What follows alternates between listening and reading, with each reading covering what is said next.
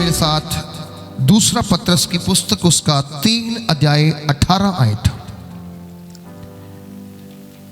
आज हमने परमेश्वर के पवित्र वचन में से मसीह में हमारी पहचान के बारे में बात करना है।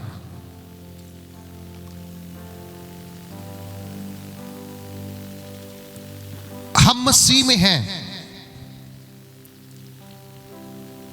हमने प्रभु यीशु मसीह को ग्रहण किया है, मन फिराया है, बपतिस्मा लिया है और परमेश्वर की सारी बातों पर मन लगाते हैं और ध्यान देते हैं, ताकि हम परमेश्वर की पवित्र हजूरी में अपने आप को सौंप दें और उसके अनुसार चलें।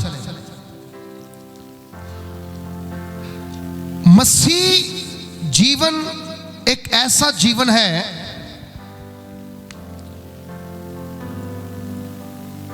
जो बहुत अलग लाइफ है, क्योंकि बाइबल में लिखा गया है, परमेश्वर का वचन कहता है,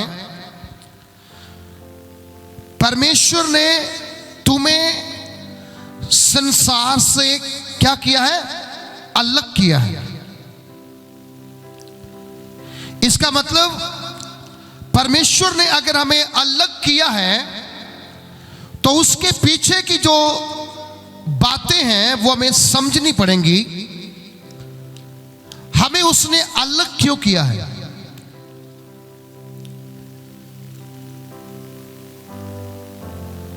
अगर 100 लोग इकट्ठा हो और 100 लोगों का जो कपड़ा है सेम हो तो क्या किसी की पहचान अलग हो सकती है? बोलिए। कपड़ा सबका क्या है? सेम है, एक ही रंग का है, एक ही डिजाइन का है, तो कोई किसी को पहचान, वो सारे एक जैसे दिखेंगे। परंतु बाइबल कहती है कि परमेश्वर ने हमें संसार से अलग किया है, लोगों से अलग किया है। अगर उनमें से अगर सबके कपड़े सफेद हैं तो कोई उनमें से एक वस्त्र रेड या ब्लू या ब्लैक या येलो या ग्रीन पहन के आएगा तो डेफिनेटली आप उसे कहेंगे ये अलग सा दिख रहा है, अलग सा दिख रहा है। उसी प्रकार संसार में लाखों लोग हैं, हजारों लोग हैं, लेकिन आपके जीवन के ऊपर जो ब्लड प्रभु यीशु का अप्लाई किया गया है, उस ब्लड के द्वारा परमेश्वर ने आपकी पहचान अलग कर दी है। पहले हो सकता है कि आप गाली निकालने वाले हों और जब एक झुंड इकट्ठा होता था उस झुंड के अंदर सब गाली निकालते थे, आप भी निकालते थे, तो आप उनके जैसे थे। लेकिन जब से प्रभु यीशु को आपने ग्रहण किया, अपनी लाइफ उसको दे दी, उस दिन से आपने गाली निकालना छोड़ दिया। अब आप उसी मंडली में हैं, वो गाली निकाल रहे हैं, वो मजाक कर रहे हैं, वो कोई गलत काम कर रहे हैं, लेकिन आप नहीं कर रहे, तो लोग कहेंगे नहीं, ये बंदा उनसे कुछ हटके है, कुछ अलग है। इसीलिए जब हम भजन संहिता 1 अध्याय पढ़ते हैं, उसकी एक आयत के अंदर एक मसीह विश्वासी की पहचान डिफरेंट दिखाई गई है। वहां लिखा गया, धन्य है हर एक जो दुष्टों की युक्ति पर नहीं चलता। युक्ति मतलब सलाह मत पर नहीं चलता। दुष्ट बहुत होंगे, लेकिन अब आप उनमें से चुन के अलग किए गए हो।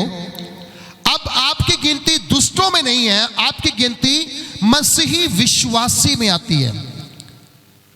आपकी गिनती एक धर्मी व्यक्ति के जीवन में आती है, और उसी धर्मी व्यक्ति की जो टेस्टमनी है वो डिफरेंट कैसे हो गई?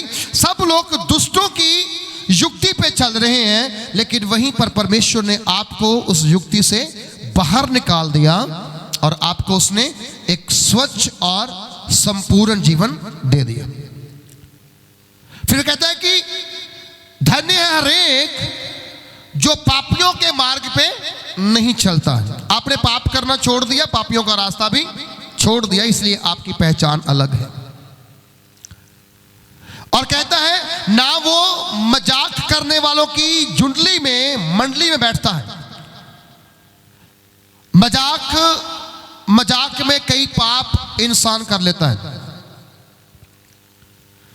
कहता है कि मैं तो हंसा रहा था, लेकिन हंसाने में कितने पाप हमारे मुंह से हो जाते हैं, हमारी आंखों से, हमारे कानों से हो जाते हैं।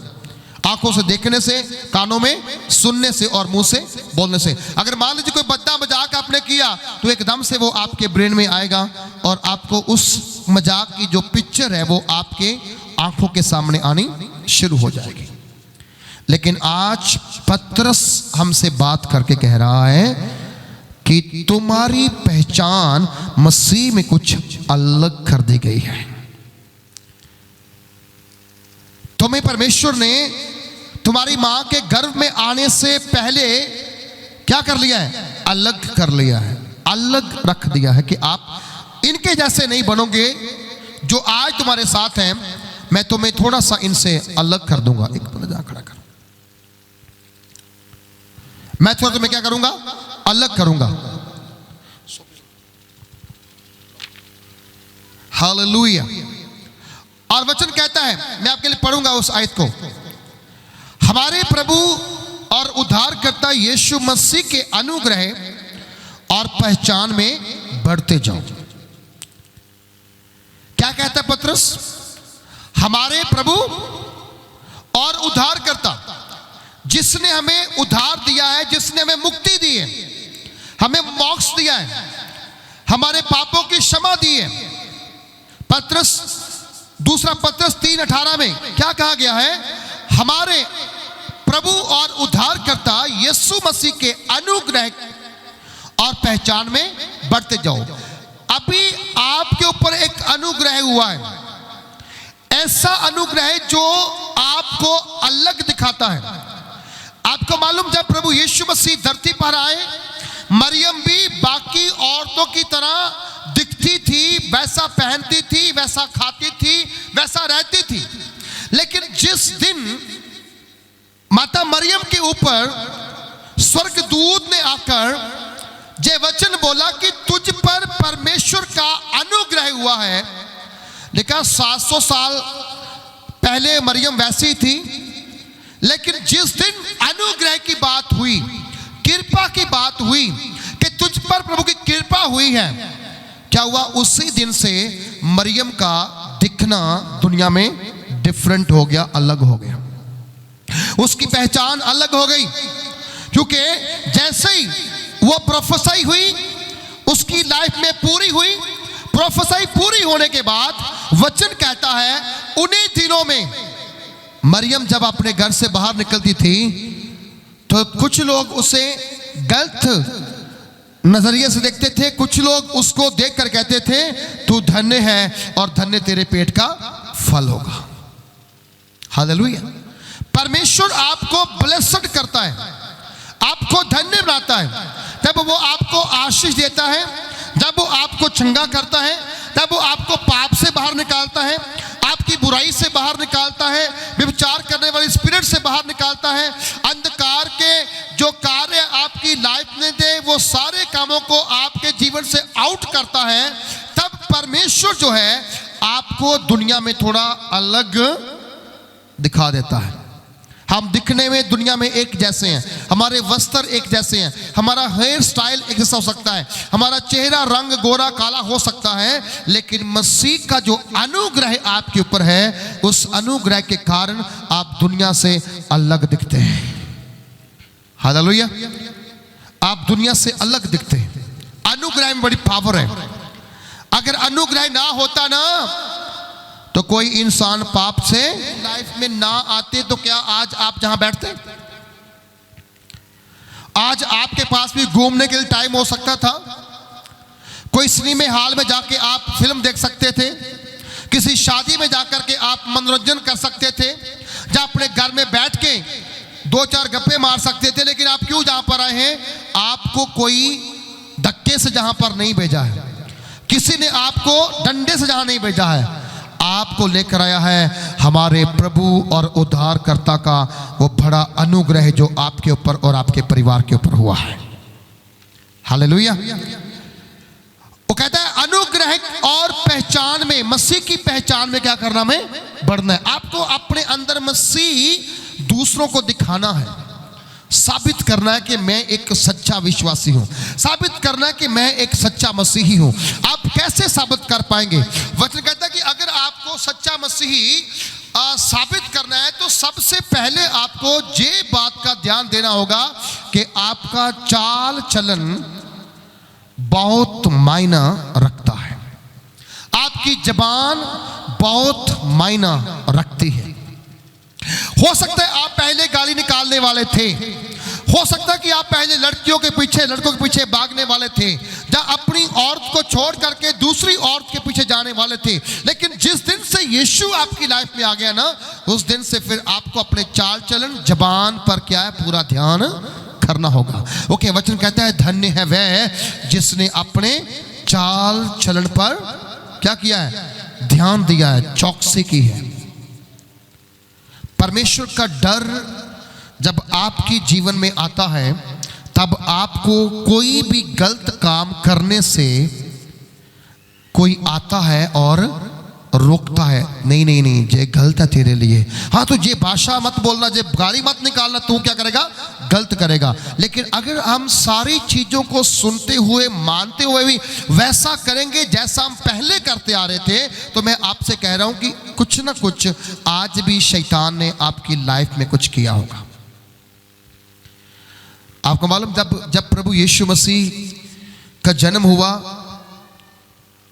उससे पहले यूहन्ना के पिता जकरिया और उसकी माता एलिसबा के पास भी सेम दूत गया, और दूत ने जाकर के उनको क्या बोला, भयभीत ना हो, डर मत, तेरी प्रार्थना सुन ली गई है।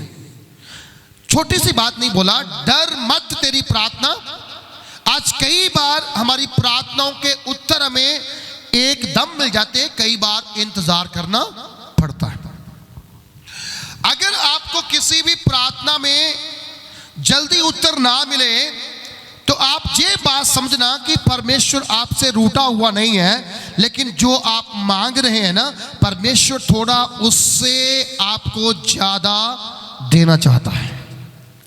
हालेलुया, समझा रहे हैं?